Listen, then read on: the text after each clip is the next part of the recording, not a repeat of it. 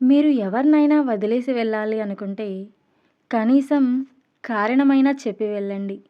ఎందుకంటే, మీరు వదిలి వెళ్ళిన దానికంటే, కనీసం కారణం చెప్పడానికి అయినా నేను పనికిరానా అనే ఆలోచన మనసుని ఎక్కువగా గాయపరుస్తుంది అని మాత్రం గుర్తుపెట్టుకోండి.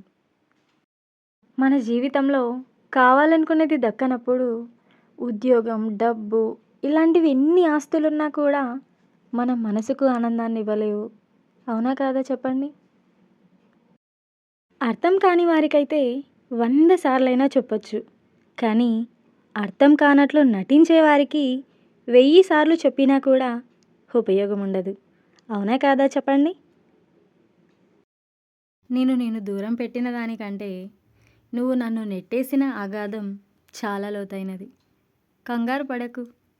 ఈ జన్మకు ఆ అగాధం నుండి నేను బయటపడలేను కానీ, నువ్వు మాత్రం సంతోషంగా ఉండు. ఓకేనా?